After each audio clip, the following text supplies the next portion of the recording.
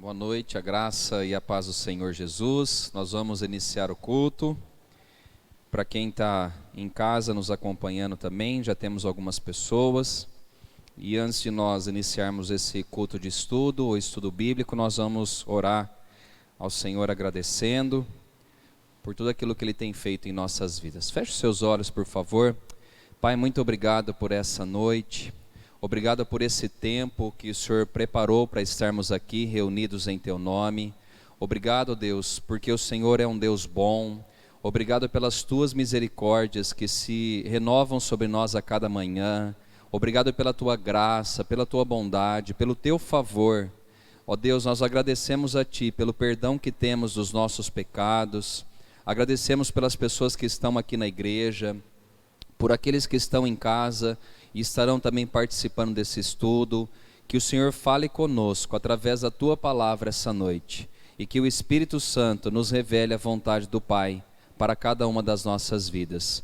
Abençoe os nossos irmãos em Cristo, aonde eles estiverem agora, que a Tua mão seja estendida em favor de cada um deles e que a Tua bondade possa seguir cada uma das nossas vidas. Oramos agradecidos em nome do Teu Filho Jesus. Amém. Vamos lá para a quinta lição. Hoje nós estaremos estudando. Hoje nós estaremos falando sobre carnalidade, imaturidade e divisões dentro da igreja. Eu não sei se vocês já perceberam, mas a igreja de Corinto era uma igreja muito problemática nessa questão, né? Desde o capítulo de número 1, capítulo 2, e agora nós estudaremos o 3, Paulo ele tinha sempre que resolver um problema que diretamente atacava a unidade da igreja. Agora Paulo ele vai tratar de dois assuntos, que é a questão da carnalidade no meio da igreja, e ele vai falar também da imaturidade, né? Então são temas que a gente vai ver presente dentro da igreja de Corinto, tá? O versículo-chave que nós estaremos estudando hoje está em 1 Coríntios, capítulo 3, versículo 9. Vamos lá comigo, 1 Coríntios, capítulo 3, versículo de número 9, por favor.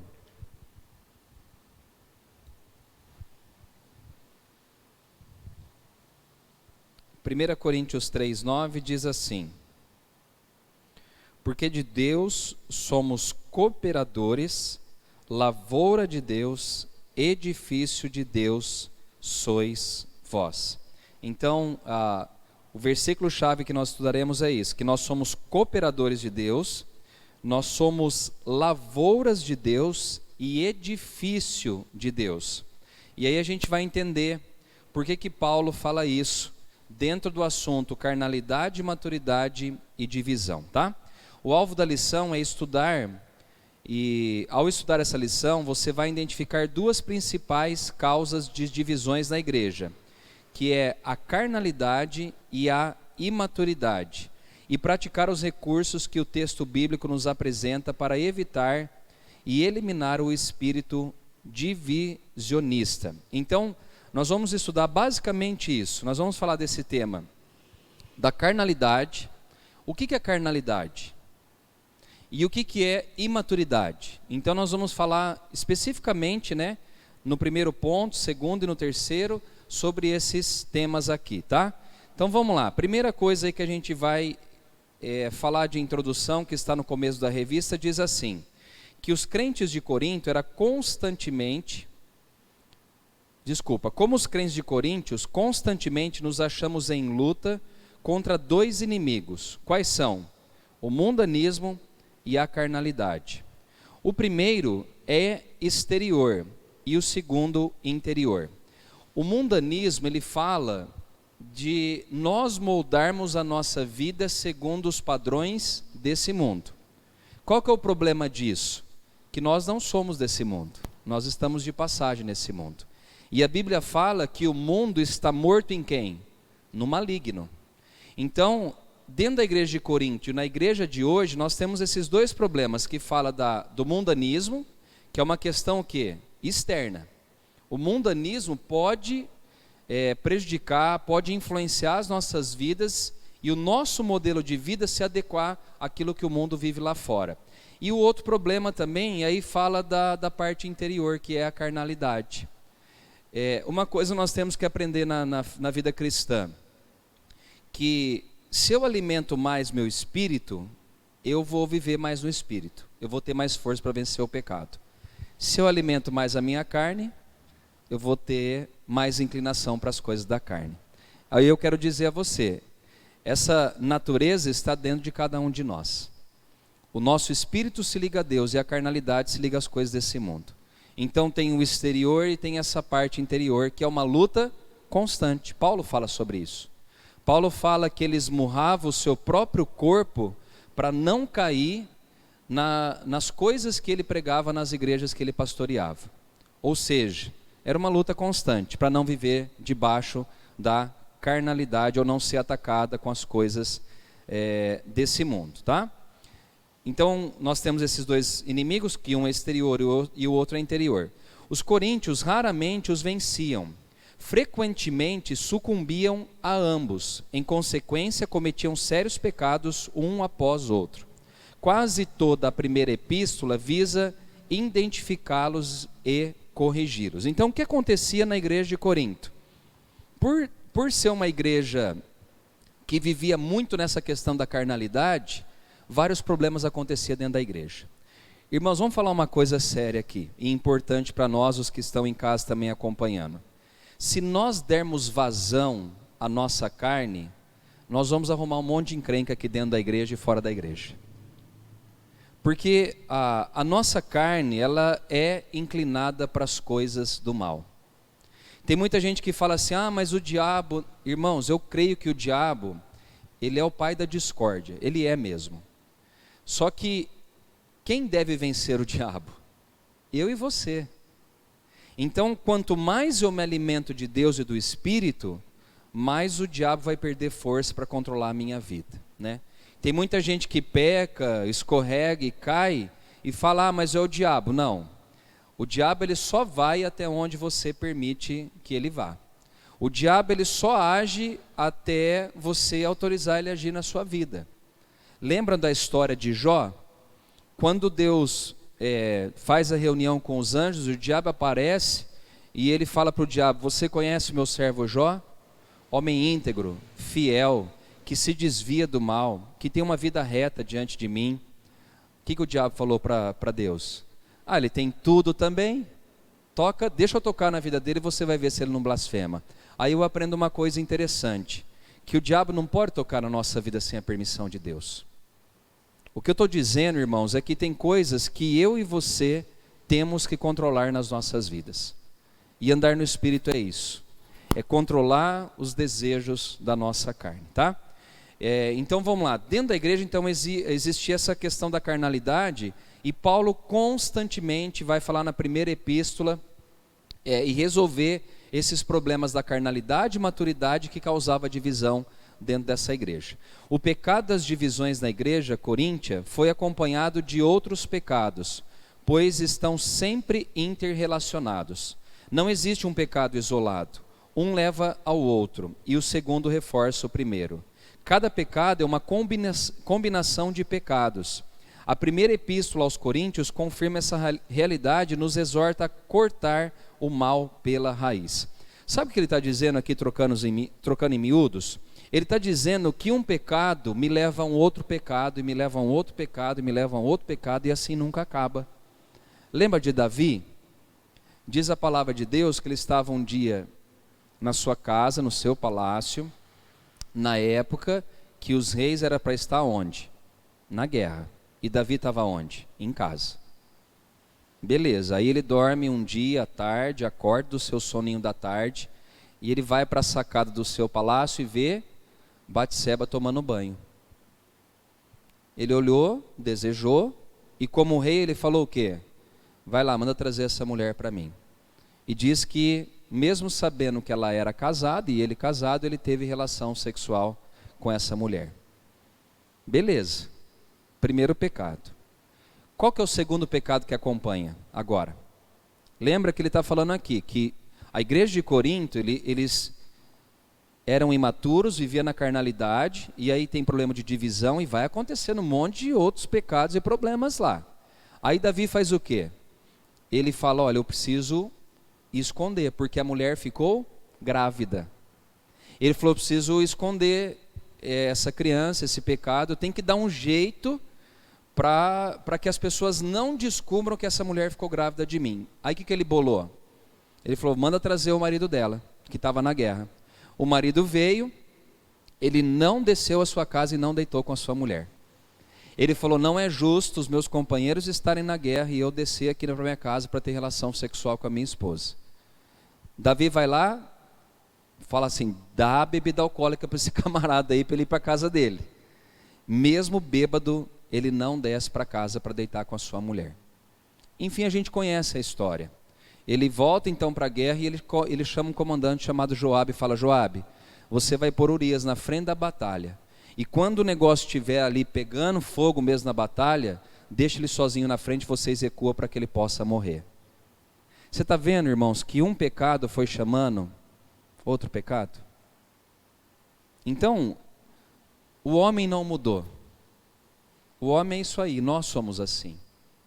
Se nós dermos vazão para a nossa carne, volta a falar, nós vamos ficar sempre presos em um pecado que vai gerar outro pecado e assim vai causando destruição não só para a nossa vida, para as pessoas também que estão à nossa volta, tá bom? Então vamos lá, primeiro ponto aí, a manifestação da carnalidade. 1 Coríntios 3, 1 a 9, eu quero ler para vocês, que é o pano de fundo para essa primeira parte. Diz assim, a manifestação da carnalidade. 1 Coríntios capítulo 3, versículo 1 a 9. Eu, porém, irmãos, não vos pude falar como a espirituais, e sim como a carnais, como a crianças em Cristo. Leite vos dei a beber, não vos dei alimento sólido, porque ainda não podeis suportá-lo. Nem ainda agora podeis, porque ainda sois carnais. Porquanto havendo entre vós ciúmes e contendas, não é assim que sois carnais e andais segundo o homem? Quando, pois, alguém diz, eu sou de Paulo e o outro eu de Apolo, não é evidente que andais segundo os homens? Quem é Paulo? Quem é Apolo? E quem é Paulo? Servos, por meio de quem crestes, e isto conforme o Senhor concedeu a cada um. Eu plantei, Apolo regou, mas o crescimento veio de Deus, de modo que nem o que planta é alguma coisa, nem o que rega, mas Deus que dá o crescimento. Ora, o que planta e o que rega são um, e cada um receberá o seu galardão segundo o seu próprio trabalho, porque de Deus somos cooperadores, lavoura de Deus, edifício de Deus sois vós. Nesse versículo 1 ao 9, Paulo ele vai começar agora a ponderar algumas coisas que estavam acontecendo na igreja, que persistia, melhor dizendo, em acontecer na igreja de Corinto. Então antes o apóstolo mostrou que a causa de existirem divisões na igreja de Corinto era o mundanismo. Eles continuavam a prezar a sabedoria humana e agora ele aponta a carnalidade como a razão de criarem partidos. Então o que Paulo vai fazer? Ele vai falar assim, vocês já têm problema de divisões e agora a carnalidade está fazendo com que vocês criem partidos dentro da igreja. E aí ele vai agora exortar a igreja de Corinto falando dessa questão, a causa da existência do partido, que é o primeiro ponto aí, que diz assim, o motivo do partidarismo não era somente externo, a influência do mundanismo, mas também interno, a carnalidade. Os coríntios não só haviam sucumbido às pressões do mundo, mas também haviam sido seduzidos pela própria carne. Irmãos, esse talvez é um dos maiores inimigos que a igreja tem.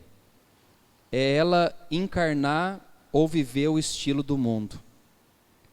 Eu não sei se vocês perceberam, né, nós temos aqui bastante pessoas acompanhando online agora o nosso culto aqui, ou o nosso estudo bíblico, e aqui na igreja a gente tem alguns irmãos também. Mas não sei se já perceberam o quanto a igreja mudou? Quando eu falo da igreja mudar, não é pintura, não é banco, cadeira, luz, não é isso. Eu falo o nosso modo de viver e de encarar as coisas desse mundo? É interessante que aquilo que era pecado há 15, 20 anos atrás, hoje alguns líderes já falam que não é um pecado. Nós vivemos numa era, irmãos, que alguns pastores falam que a Bíblia precisa ser atualizada para a nossa geração. Então é perigoso, porque aí eu vou pegar o padrão bíblico e vou falar, não, eu vou me adequar agora ao estilo moderno de vida. E como que é o estilo moderno de vida? Como que é, né, como diziam os antigos, né, que pito toca a nossa sociedade hoje? Na questão de família, na questão dos nossos ideais, das nossas regras, dos nossos costumes familiares e assim por diante. Se a gente olhar para a sociedade, eu falei para uma pessoa hoje, a sociedade está enferma. Né? Vamos falar da sociedade, não vamos trazer para a igreja. As pessoas não têm mais aquele vínculo familiar, não prezam pelas coisas bíblicas. Então, o que aconteceu? O mundo foi entrando para dentro da igreja. O que acontece em Corinto é o que acontece até o dia de hoje. Vamos deixar um ambiente mais parecido com o mundo para que as pessoas possam se achegar até nós. E vai se criando métodos, maneiras. Eu não sou contra isso. Eu sou contra a gente se tornar igual o mundo para atrair as pessoas. A gente não precisa disso. A mensagem da cruz, irmãos, ela não precisa ser maquiada. A mensagem da cruz não precisa ser modernizada. A mensagem da cruz não precisa ser adaptada para a nossa geração. A mensagem da cruz ela não muda. Que o homem por si só não ia ser salvo. O que cabia a ele era o inferno, a condenação eterna, mas Deus, através do seu amor, envia o seu Filho para morrer pelos nossos pecados. Ponto final, isso não vai mudar. E que o homem por si só, sem Deus, ele vive no pecado, na prática do pecado e assim por diante. Então nós precisamos entender que o mundanismo, a todo momento, vai tentar bombardear a igreja. Quando eu falo igreja, irmãos, eu falo os membros, tá? Cada um de nós. Né? Uma coisa que eu falo, né? Na década de 50 ou 60, que foi o primeiro beijo na televisão, alguém lembra? Lembra, Nani? Você que é um cara...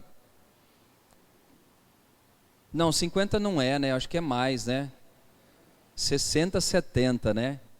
Naquela época, um beijo na televisão era escandaloso. Não era, gente? E hoje? Então... A igreja, claro que ela tem que tomar cuidado, porque o mundo, se a gente não tomar cuidado, acaba influenciando. E aqui influenciou a igreja de Corinto. Lembra que a cidade de Corinto era uma cidade portuária, tinha o centro lá, o templo de Diana, que era uma prostituta, e tinha mais de 1000 sacerdotisas lá, que faziam sexo em forma de culto e assim por diante. Então, esse mundanismo estava influenciando os membros da igreja de Corinto. É diferente de uma cidade igual Ribeirão Preto? Não. Eu não sei se vocês sabem, não é só Ribeirão, né? Mas a gente vive aqui, tem outros irmãos de outras cidades acompanhando o culto também, mas aqui é um centro de prostituição muito forte em Ribeirão Preto. Né? Quando tem a feira da agropecuária, quando tem os eventos aqui, o mercado de prostituição é muito forte. E tantas outras coisas, né? A capital da cerveja, né? Quantas vidas são... Oi? A Califórnia brasileira, né? Aqui tem o circuito da cerveja. Não, vem para cá, vamos para o restaurante X, choperia X, Y. E isso acaba que, se a gente não tomar cuidado, influenciando a igreja a qual frequentamos. O desafio é o mesmo, tá?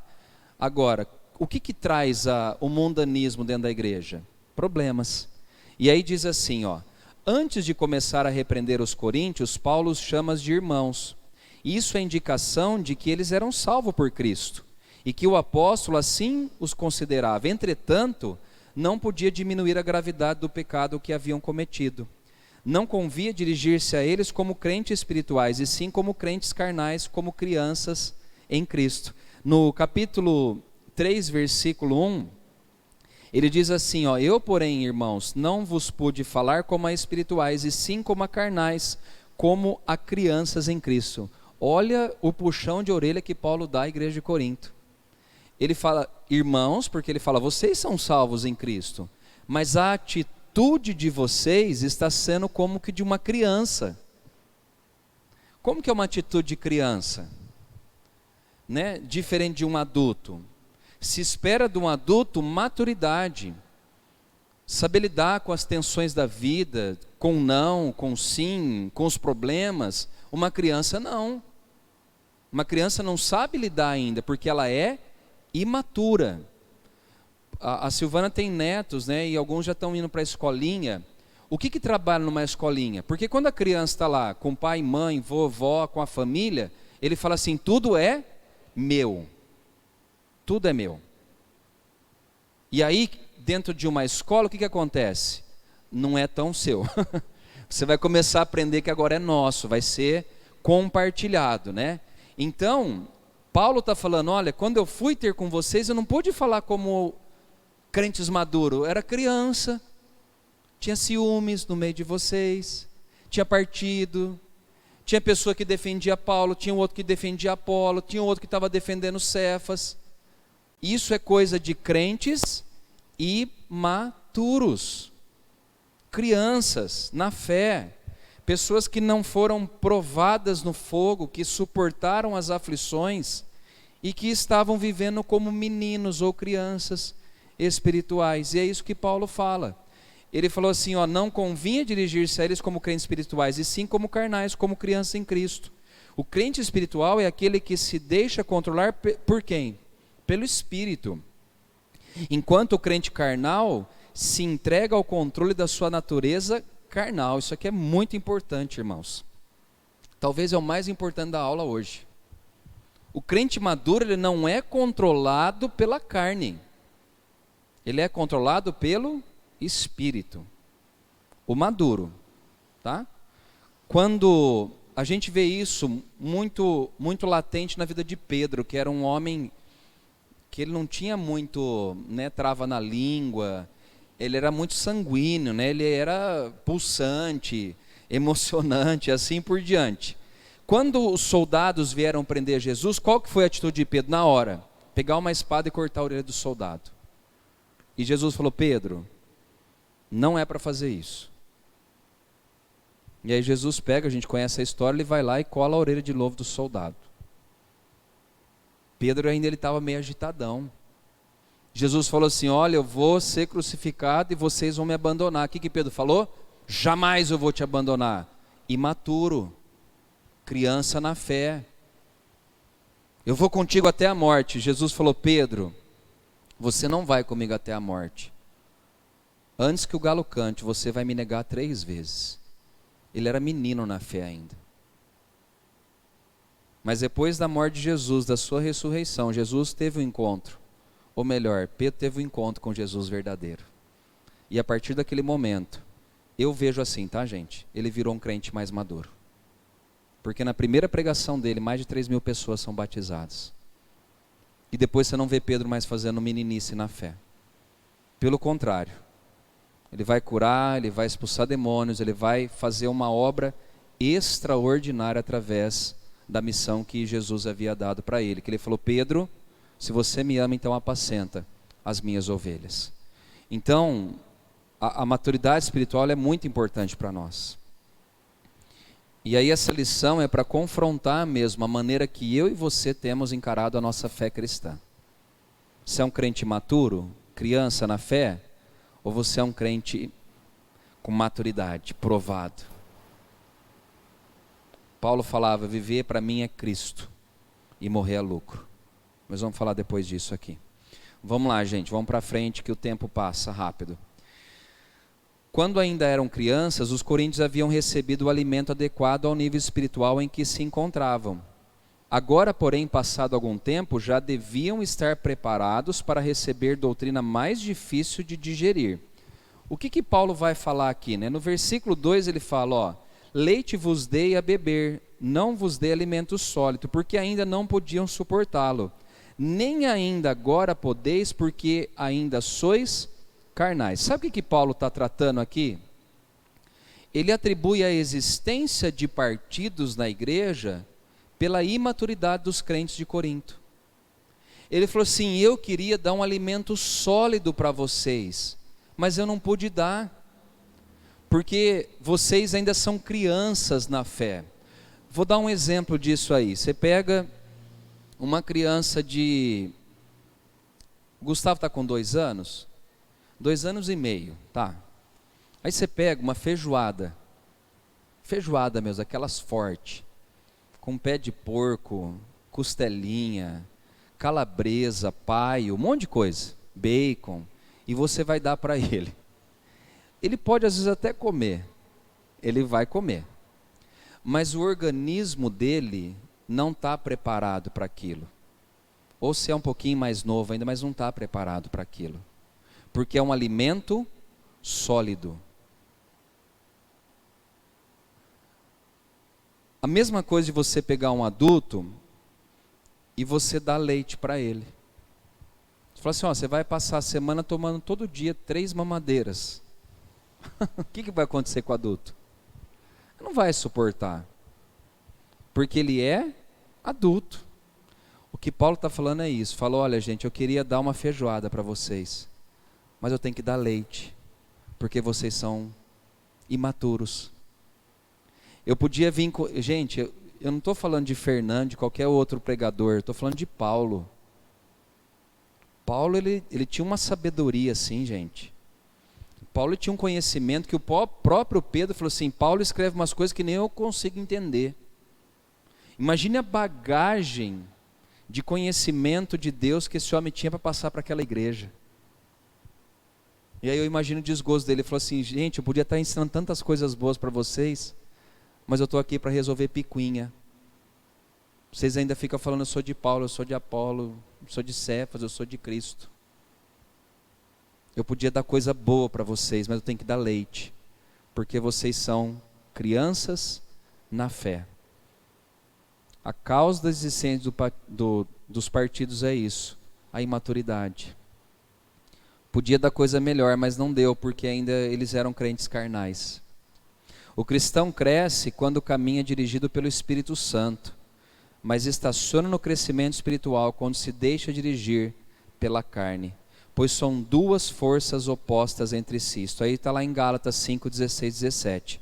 Fala que a carne, ela milita, ou seja, ela luta contra o Espírito. Há uma guerra dentro de nós. E Paulo está dizendo: olha, eu podia dar uma coisa melhor para vocês, mas ainda vocês são carnais. E vocês precisam amadurecer. Vocês precisam crescer e caminhar com a vida sendo dirigida pelo Espírito e não pela carne. A carnalidade do cristão não é um estado absoluto no qual permanece, mas um comportamento ocasional, quando prevalece o comando da carne. Infelizmente, muitos têm vivido mais na carne do que no Espírito. E é por isso que nós temos problemas, não só na igreja, mas em casa e em tantos outros lugares, porque ainda é a carne que controla, não é o Espírito, né? Se a gente fosse controlado 100% com o Espírito, a gente vai ver os frutos do Espírito. Qual que é? Amor, mansidão, paz, domínio próprio, alegria, e vamos aí, bondade, longanimidade, mansidão. Por que ainda a gente não consegue viver disso, ou dessa maneira? Porque a carne está falando mais alto dentro de nós. Então é necessário que o Espírito seja fortalecido para que a gente possa viver de maneira madura diante de Deus. Segundo ponto aí, as manifestações da carne. Versículos 3 e 4 de 1 Coríntios 3. Por favor, ó. Porque havendo entre vós ciúmes e contendas, porquanto, havendo entre vós ciúmes e contendas, não é assim que sois carnais e andais segundo o homem? Quando, pois, alguém diz, eu sou de Paulo, e o outro, eu de Apolo, não é evidente que andais segundo os homens? Quais são as manifestações da carne, né? A carnalidade não é inevitável, ou seja, dá para a gente evitar. É uma questão de escolha. Os cristãos de Corinto não cresciam porque alimentavam os apetites carnais. Uma coisa a gente tem que entender, irmãos. A minha mãe dizia assim para mim: diga-me com quem andas e eu te direi quem você é. Esse ditado é verdadeiro? Sim. Só que eu vou melhorar ele, né? O que eu alimento para mim, dentro desse pensamento, tá? O que eu alimento dentro da minha mente, do meu coração, as coisas que eu vejo, as coisas que eu leio, as coisas que eu assisto, elas vão influenciar diretamente a minha vida. Tem um versículo que diz que as más conversações corrompem os bons costumes. O que eu estou tentando dizer com isso aqui, gente? Que você vai ser o resultado daquilo que você alimenta para você mesmo. Se você gasta o seu tempo com porcarias, com coisas que desagradam a Deus, de que maneira que vai ser o seu modo de andar e de agir? A gente fica lá, né? 3, 4, 5 horas na internet e 10 minutos na Bíblia. Quem que vai influenciar nós, gente? Seja sincero. A Bíblia ou a internet? O que Paulo está falando aqui para eles é exatamente isso. Ele falou assim: olha, vocês estão deixando que a carne fale mais alto, porque vocês alimentam os apetites carnais dentro de você. Vocês ocupam a vida de vocês com aquilo que é carnal e não com aquilo que é espiritual. Né? É que nem, agora a gente está vivendo um momento que vai ter as eleições. O que mais é bombardeado na nossa mente? É esse assunto. Né? E a gente tem que tomar cuidado para não entrar nessa onda, porque senão começa a vir aflição, começa a vir medo, preocupação, instabilidade. O Nath colocou uma coisa esses dias no grupo e é verdade mesmo. A nossa vida depende de Deus. É lógico que as nossas escolhas, agora na questão das eleições, elas vão interferir no nosso futuro. Só que a nossa provisão vem de quem, gente? Vem de Deus. Eu não isento a nossa responsabilidade, mas eu não posso entrar naquilo que o mundo está preocupado, naquilo que o mundo está pensando. Porque nós não vivemos segundo as coisas desse mundo. Nós vivemos segundo as coisas de Deus. Aí Paulo diz: era por essa causa que a congregação de Corinto colocava em evidência ciúmes e contendas.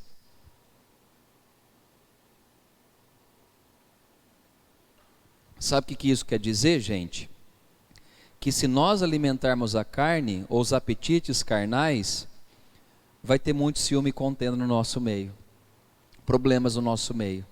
Porque aí não é o novo homem, é o velho homem que está vivendo. E o velho homem, gente, sem Cristo, é tudo aquilo que você era, né? Eu, antes de Cristo, era uma pessoa, agora em Cristo eu sou outra pessoa. Agora, se eu der lugar para a carne, o velho homem está prontinho para voltar. Prontinho para voltar. O ciúme é uma atitude ou condição emocional interna, e a contenda é a ação que resulta dela ou sua expressão exterior. O primeiro se revela como forma de egoísmo, que é uma característica comum às crianças e não aos adultos. Crentes maduros são altruístas. Sabe o que isso quer dizer? Como eu estava falando aqui de crianças, né? Não, tudo é meu. Gente, o crente maduro sabe que não é tudo dele. Sabe que nós vivemos aqui, principalmente na comunidade cristã, a gente vive numa comunidade. Não é tudo meu, não é tudo para mim. Por que tinha ciúmes lá dentro da igreja? Porque uns dizem assim: não, a nossa turma é melhor porque a gente segue Apolo. Apolo que é o cara. E outros falam assim: não, quem é melhor é Paulo. E aí eles tinham ciúmes. Tinha contendas, tinha brigas, tinha divisões no meio deles. Então, os ciúmes causava discórdias, brigas, divisões dentro da igreja. Gente, ciúmes parece que é um probleminha tão pequeno, né? Mas que pode causar grandes estragos, não só na igreja, mas em família, em trabalho e tantos outros lugares. Então é uma coisa que nós precisamos controlar. tá? Essas duas manifestações são sintomas carnais, mais destrutivos do que possa pensar. Ou seja, gente, ontem eu tive a reunião da liderança e eu falei exatamente sobre isso. Um problema numa igreja pequena pode destruir uma igreja. Uma divisão, um ciúmes, uma contenda pode acabar com uma congregação de 100, 120, 130, 150 pessoas. Então nós precisamos amadurecer na fé. Acabar com os conflitos, acabar com os ciúmes, acabar com as contendas que nós temos como cristãos ou como crentes maduros. E sabe o que é o altruísta? Aquele que pensa no bem-estar do outro, não no seu bem-estar. Então isso precisa ser manifestado entre nós. Vamos para frente aí, o 3 aí. É preciso mudar o foco então da atenção. Versículos 5 e 9, diz assim: quem é Paulo? Quem é Apolo? Servos, peraí que eu me perdi. Servos por meio de quem crestes, e isto conforme o Senhor concedeu a cada um. Eu plantei, Apolo regou, mas o crescimento veio de quem? De Deus. De modo que nem o que planta é alguma coisa, nem o que rega, mas Deus que dá o crescimento. Ora, o que planta e o que rega são um, e cada um receberá o seu galardão segundo o próprio trabalho, porque de Deus somos cooperadores, lavouras de Deus, edifício de Deus, sois vós. No terceiro ponto aqui, Paulo então ele fala que é preciso mudar o foco da atenção. O que Paulo fala? Que as divisões são evitadas quando os olhos são fixados em Deus, o único que deve ser exaltado. Quando focamos a nossa atenção no Senhor, o que sempre devemos fazer, eliminamos o perigo da formação dos partidos na igreja. Sabe por que estava tendo problema na igreja? Porque eles estavam atribuindo foco no homem, não a Deus. É por isso, gente. Sempre quando a gente muda a quem nós cultuamos, a quem nós honramos, a quem nós glorificamos, a quem nós exaltamos, a quem nós entregamos a confiança inteira da nossa vida, se nós colocamos no homem, nós vamos ter problema. O que Paulo está dizendo é isso. E aí ele vai dar uma chamada de atenção agora bonita, né? Ele fala, quem são os obreiros? Aí ele fala, né? Quem é Paulo? Quem é Apolo? Gente, Paulo está falando dele mesmo. Ele está falando, quem sou eu, gente? Quem é Apolo? Quem são essas pessoas? Eram simplesmente servos do Senhor, usados para a instrução dos coríntios de acordo com os dons e habilidades que Deus havia concedido a cada um. Sabe o que Paulo está falando? Nós não somos nada. Tudo que fazemos são manifestações dos dons espirituais que Deus concedeu a cada um de nós. Agora é interessante que Paulo, como líder, ele toma muito cuidado com relação a isso. Tem líder que gosta de trazer para si, se não fosse eu, irmãos, se não fosse Deus, se não fosse a visita do pastor, se não fosse Deus que fizesse isso na sua vida, na minha vida, ou através das nossas vidas. Não é você, é Ele. E aí ele fala, Paulo planta, Apolo faz o quê? Rega. Mas quem dá o crescimento, gente? Sabe o que a gente tem que entender? Que um planta, o outro vai regar, mas o único que tem poder para dar crescimento é Deus. É que nem agricultor, né? Hoje ainda tem irrigação um pouquinho mais moderno, mas o agricultor, ele faz o quê? Ele planta. Quem tem poder para fazer chover? É só Deus. O que Paulo está falando é isso. O que planta e o que rega são apenas obreiros. São pessoas que Deus escolheu para fazer esse papel. E olha o que ele fala aí, Era inútil, portanto, que atribuísse qualquer glória a Paulo ou a Apolo, porque ambos não significaram nada mais do que isso. O quê? Servos, que era uma tradução da palavra grega que é diáconos, aquele que serve. Eles foram simplesmente instrumento da fiel ação divina que trouxe os crentes de Corinto à comunhão do Filho de Deus. Gente, a visão da igreja de Corinto estava distorcida com relação aos seus líderes. Eles estavam achando que Paulo, Apolo, Cefas eram mais importantes que o próprio Deus. E Paulo está falando, olha, nós somos apenas diáconos, ou seja, aquele que serve. Lembra quando Jesus falou com os seus discípulos? É muito interessante a gente abrir um parênteses aqui. Ele chama todos os seus discípulos e ele vai dar uma lição agora a eles, de servo. E eu fico pensando, né, se eu estou no meio desses 12, Jesus pega ali uma bacia d'água, e agora vai começar a lavar os pés de todos os seus discípulos. O que isso ia causar na sua mente, se você estivesse ali? Talvez o que Pedro pensou, Senhor, o Senhor não vai lavar meus pés, eu que tenho que lavar os seus. E ele fala, Pedro, é necessário que eu lave os seus pés, porque senão você não tem parte comigo. Sabe por quê? Porque Jesus queria ensinar essa questão de ser servo. Paulo entendeu, Apolo entendeu. Alguns de nós temos dificuldade de entender. Sobe na nossa cabeça, né? Curei 2, 3 pessoas, eu já vou abrir um ministério para mim de cura. Se não for Deus, gente, se não é Ele quem faz, se não é Ele quem cura, se não é Ele quem liberta, nós não conseguimos nada. Pense numa coisa, homens são instrumentos divinos, são ferramentas, são pessoas que Deus escolhe para abençoar e edificar a sua igreja aqui na terra. Eu admiro muitos homens, admiro mesmo. O Hernandes, Luciano Subirá, tantos outros, pastor Manuel, a Mari e o Ronaldo, que são missionários lá em Manaus. Tantas pessoas, servos, homens de Deus, que você olha e fala, puxa, que prazer andar com esse homem, com essa pessoa. Só que, gente, coloque isso na sua mente, são servos de Deus, são homens. Não foi essas pessoas que enviou seu filho para morrer por nós naquela cruz. São homens, pessoas.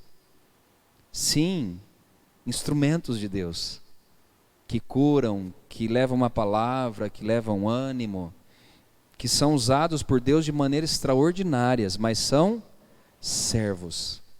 Senhor é só um. Lembra quando o jovem rico chega para Jesus e fala assim, né? Mestre, bom mestre, alguma coisa assim, e ele fala, bom é só um, é o Deus Pai que está nos céus, é só Ele.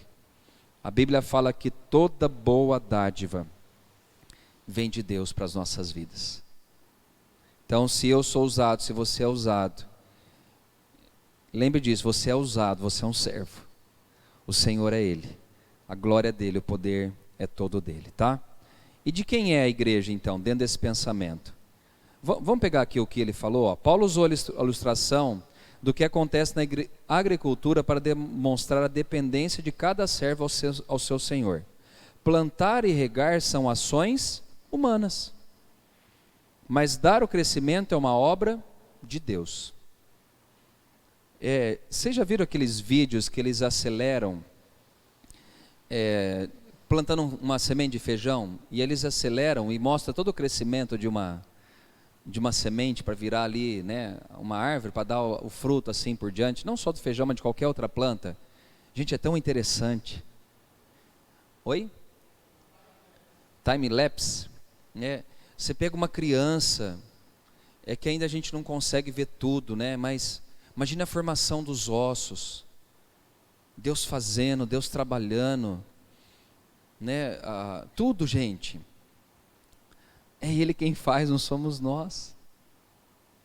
O homem não tem capacidade, ele pode fazer um monte de coisa, e tem feito muitas vezes até para o mal, alguns para o bem, mas até para o mal, né? A modificação de sementes, essa questão dos transgênicos, modificam, mas eles não têm poder para fazer crescer. Esse poder só vem de Deus. É que nem uma criança sendo gerada no ventre materno. O homem e a mulher, eles têm a relação sexual, mas é Deus que faz o óvulo se encontrar ali com o espermatozoide, vice-versa, e é ele quem faz aquele negócio acontecer, que a geração ali daquele feto pequenininho vai crescendo, crescendo, chega nos 9 meses, tem que sair, aí continua crescendo, coisa divina. E é isso que nós temos que entender na questão dos instrumentos ou dos servos que Deus coloca para liderar, para abençoar as nossas vidas. São servos, instrumentos de Deus. O mesmo exemplo ele usa, na questão da obra. Ambas as funções são inúteis se Deus não fizer crescer. Por isso, um e o outro cooperam com quem? Com Deus, de quem hão de receber o galardão pelo trabalho assim realizado. Eu faço, eu planto, eu rego, quem dá o crescimento é Deus. E a recompensa vai vir de quem também? Vai vir de Deus, é dele. A recompensa muitas vezes não vai ser aqui na terra, a recompensa vai ser eterna. E de quem é a igreja? Vamos lá, encontramos 2 metáforas no versículo 9. Lavoura de Deus e edifício de Deus. Com a primeira o apóstolo dá a entender que o trabalho do que planta e do que rega produz um resultado que não lhe pertence. A lavoura é propriedade de quem? De Deus. Paulo e Apolo aqui, eles estão só numa função de um plantar e o outro regar. Mas a lavoura é de quem? É de Deus. A igreja não é nossa, gente. A igreja é de Deus. E ele fala que a igreja é menina dos seus olhos.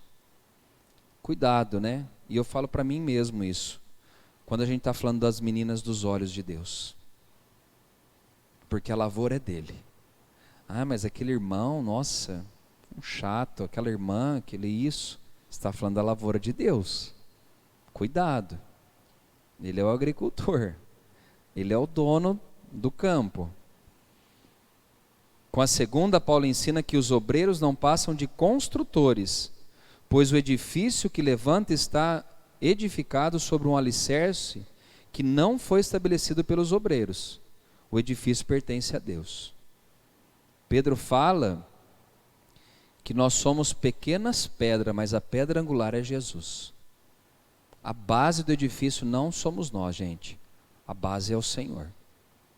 Tanto na lavoura, quanto na questão do edifício. Tudo é de Deus. Ele é o agricultor e ele é o dono do edifício. Vamos lá, no 2 aí, Deus julga os obreiros.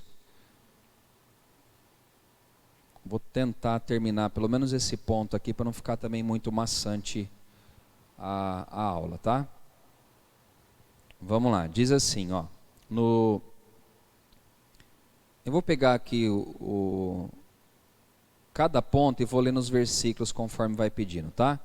Então Deus julga os obreiros. Paulo ainda continua a considerar o problema das divisões em Corinto, mas agora nos remete a uma reflexão sobre como o Senhor considerará as obras dos crentes quando ele regressar, ou seja, quando ele voltar.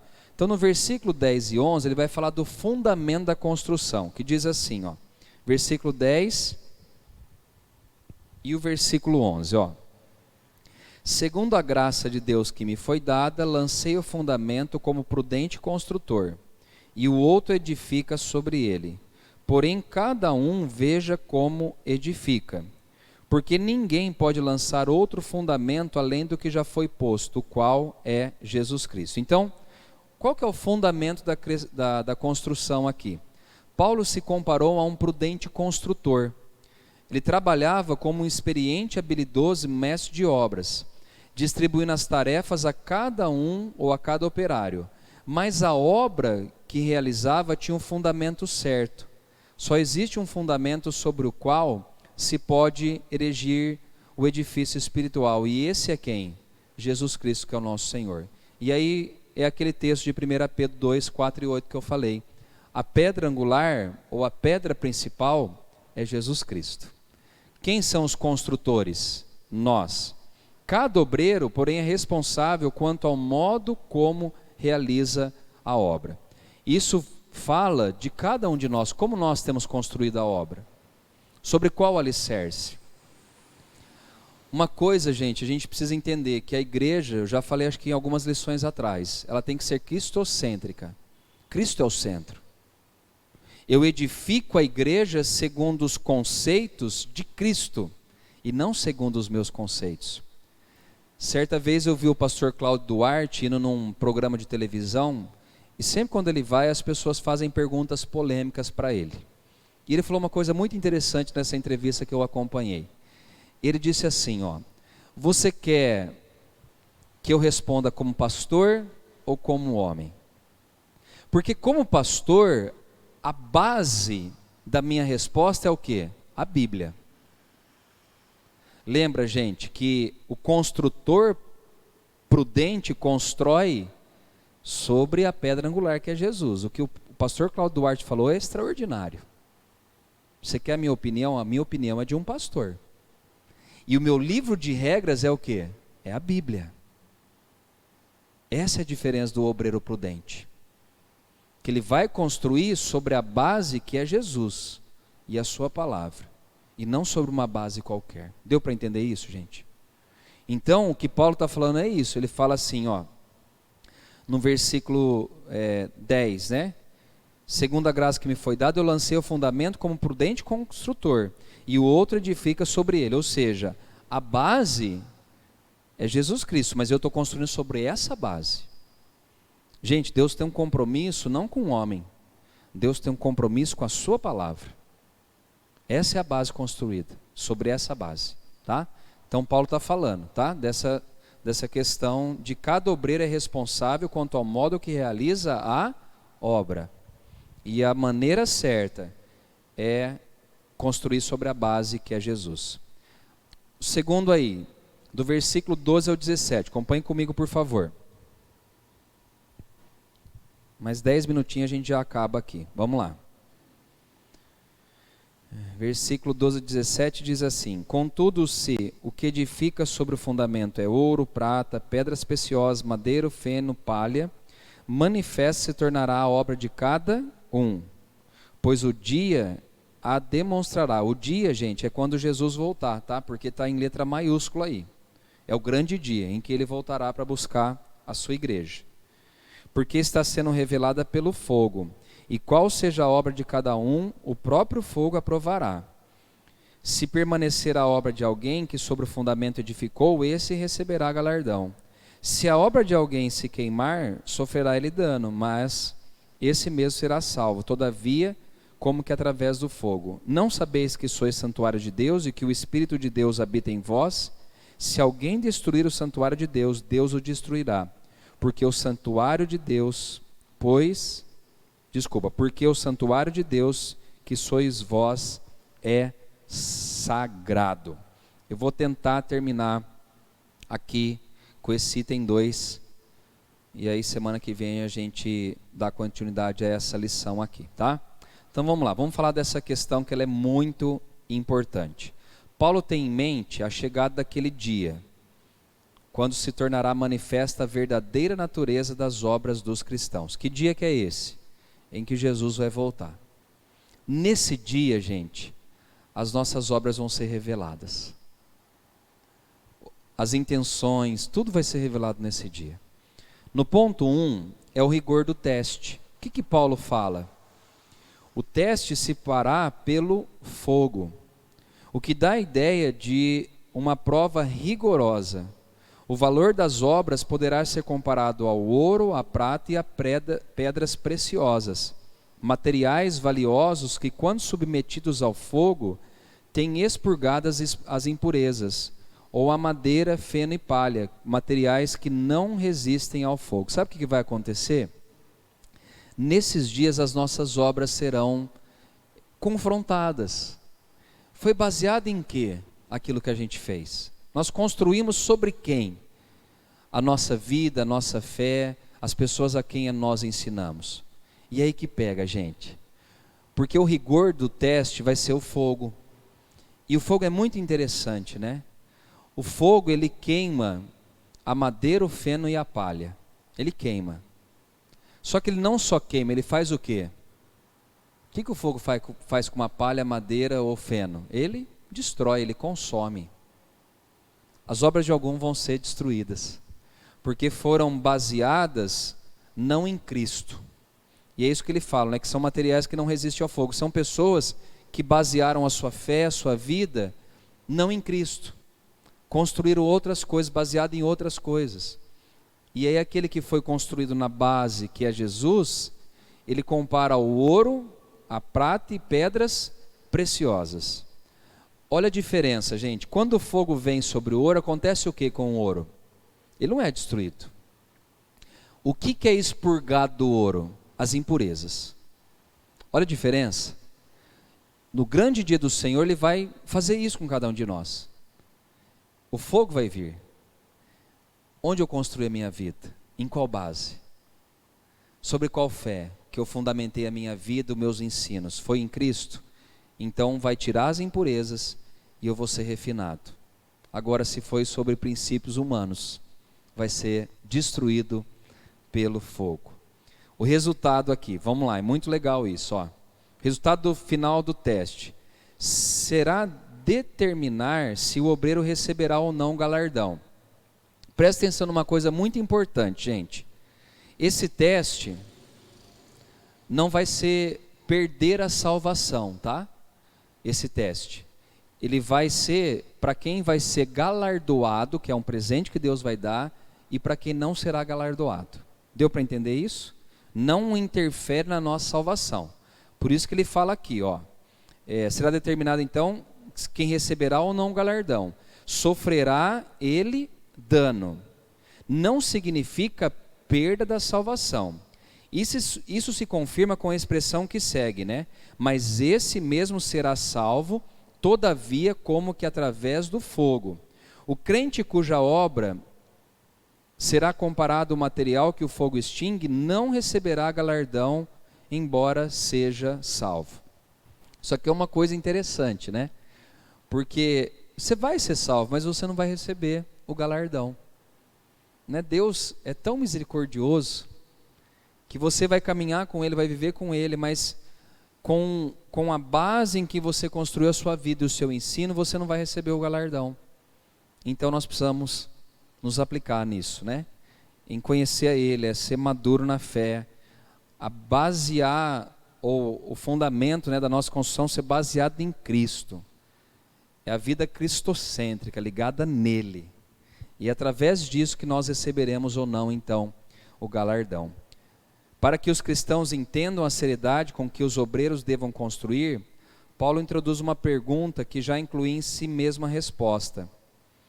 Que ele fala lá no 3,16, ele diz assim, ó: não sabeis que sois santuários de Deus e que o Espírito de Deus habita em vós?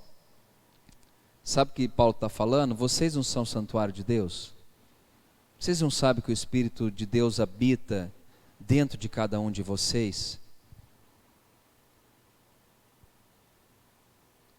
Ele está pessoalmente, ou seja, a igreja é santuário de Deus, ele está pessoalmente presente pelo seu Espírito em todos os membros da igreja, que juntos constituem o corpo de Cristo. Paulo quer que a gente entenda isso, que nós não somos qualquer pessoa. Nós, como membros do corpo de Cristo, nós somos santuário, nós somos morada do Espírito Santo. Eis a razão pela qual se deve encarar a obra de Deus com muita responsabilidade. Você não é qualquer pessoa, irmão ou irmã. Você é o santuário de Deus. Você é morada do Espírito Santo.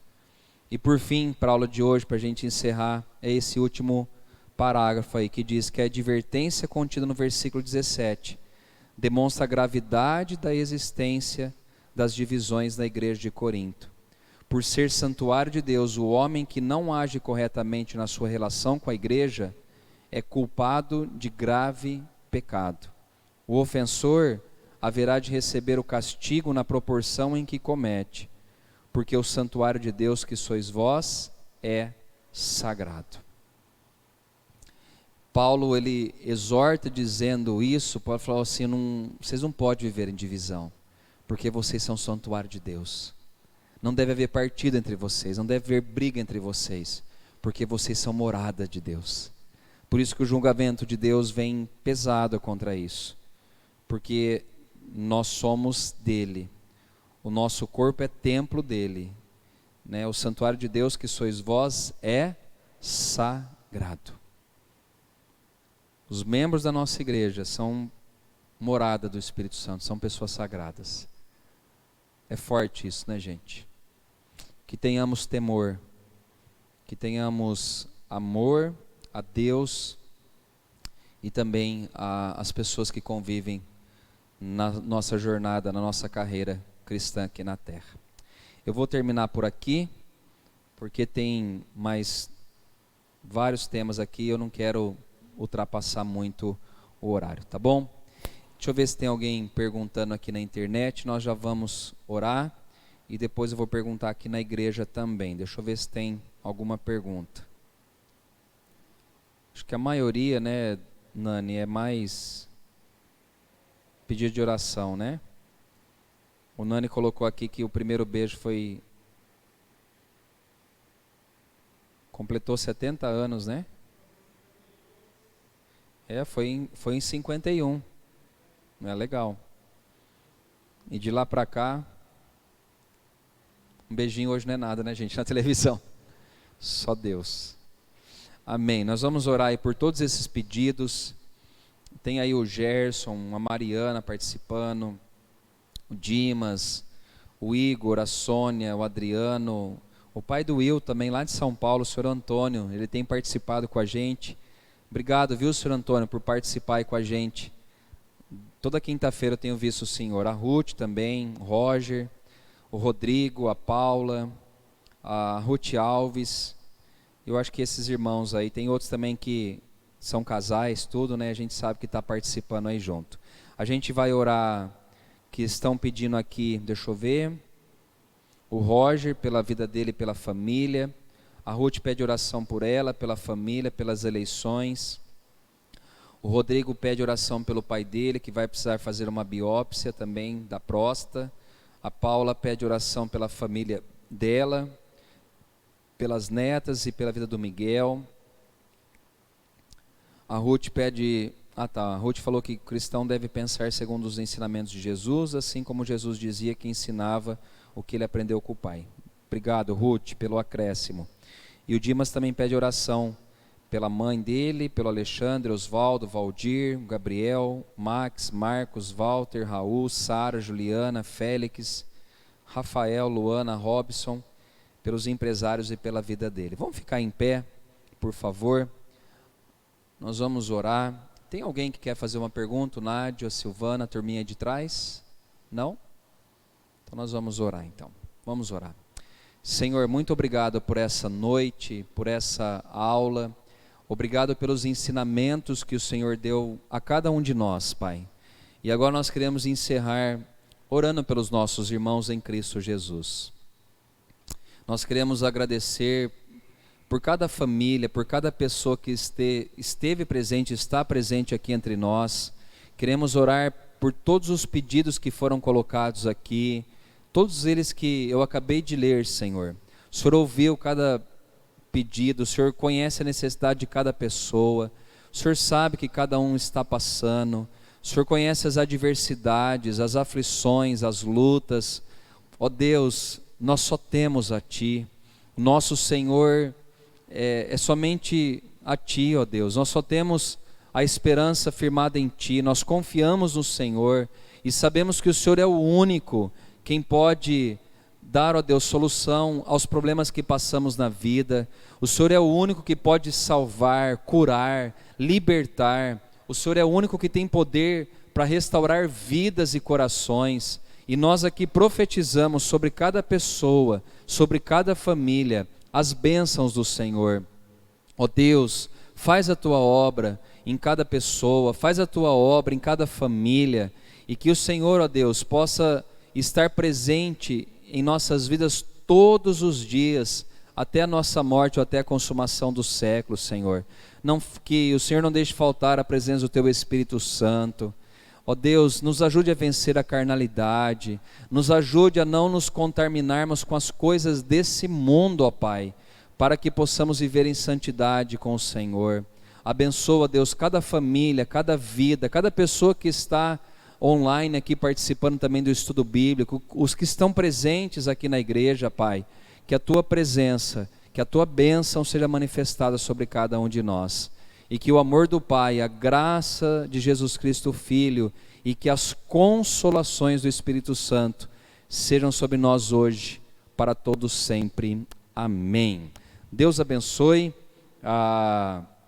Final de semana nós temos a programação especial no sábado, no domingo de manhã, e eu conto com a presença e participação de todos, tá bom? Dê um abraço aí quem está ao seu lado, as pessoas que estão em casa, fiquem na paz também do nosso Senhor Jesus. Um abraço a todos.